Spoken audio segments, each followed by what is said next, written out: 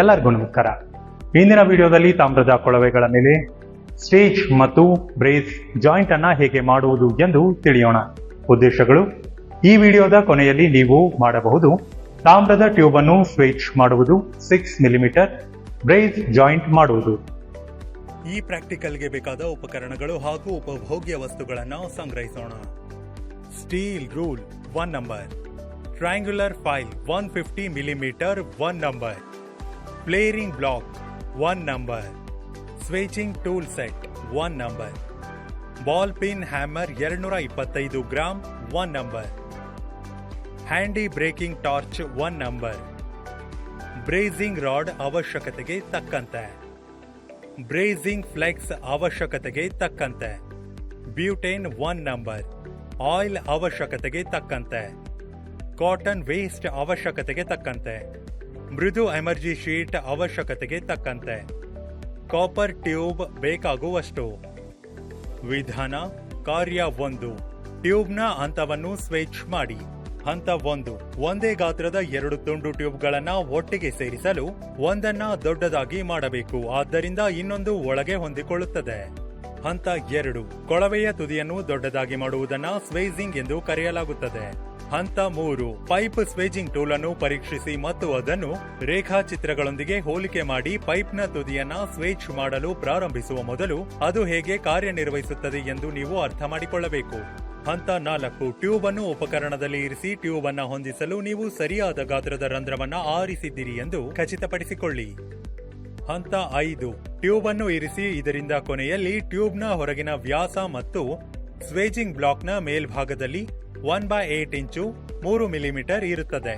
1/4 ಇಂಚು 6 millimetre ಪೈಪ್ಗೆ ಇದು 1/4 inch ಇದು 6 millimetre ಮತ್ತು ಪ್ಲಸ್ 1/8 ಇಂಚು ಇದು 3 millimetre is equal to 3/8 inch 9 mm ಆಗಿರುತ್ತದೆ.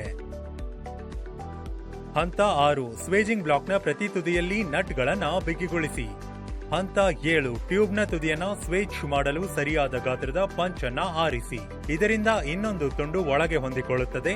ಪಂಚ್ಗೆ ಎಣ್ಣೆ ಹಾಕಿ ಕ್ಲಾಂಪ್ ಅನ್ನ ಹೊಂದಿಸಿ ಮತ್ತು ಸ್ವೇಜಿಂಗ್ ಬ್ಲಾಕ್ನಲ್ಲಿ ಪಂಚ್ ಮಾಡಿ, ಹ್ಯಾಂಡಲ್ ಅನ್ನು ಟ್ವಿಸ್ಟ್ ಮಾಡಿ ಮತ್ತು ಟ್ಯೂಬ್ ಪಂಚ್ ಅನ್ನು ಒತ್ತಾಯಿಸಿ.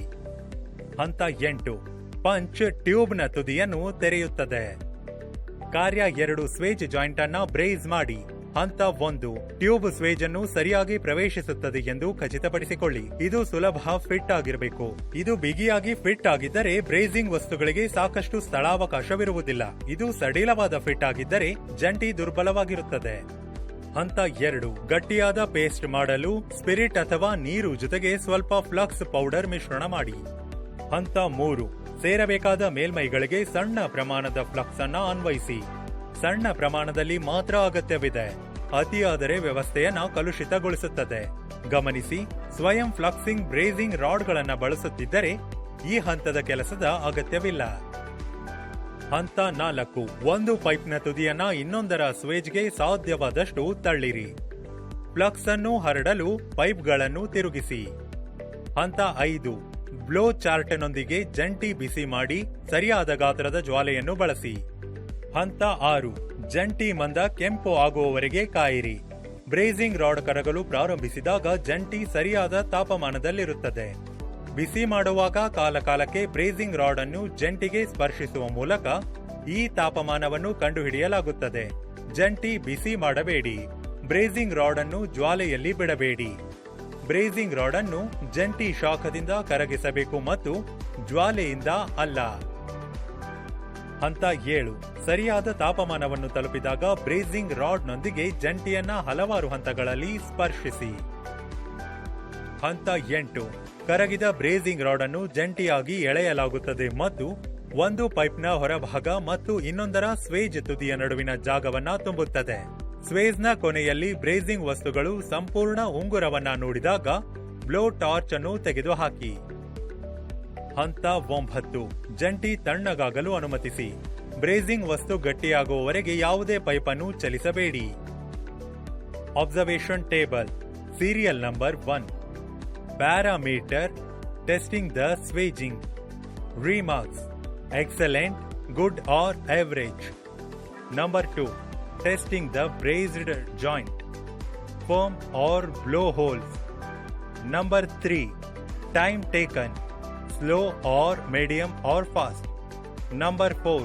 Material waste, less or very less or no waste. Tube ಹಾಗೂ ಟೆಸ್ಟ್ ಇಂಪ್ರೂವ್ಮೆಂಟ್ಸ್ ಗಳಿಗೆ ಇದೇ ಪ್ರಯೋಗವನ್ನ ಬೇರೆ ಬೇರೆ ಗಾತ್ರಗಳಿಗೆ ಮಾಡಿ. ರಿಕ್ಯಾಪ್: ಈ ವಿಡಿಯೋದಲ್ಲಿ ನಾವು ಚರ್ಚಿಸಿರುವುದು ತಾಮ್ರದ ಟ್ಯೂಬ್ ಅನ್ನು ಸ್ವೇಚ್ ಮಾಡುವುದು, 6 ಮಿಲಿಮೀಟರ್ ಬ್ರೇಸ್ ಜಾಯಿಂಟ್ ಮಾಡುವುದು.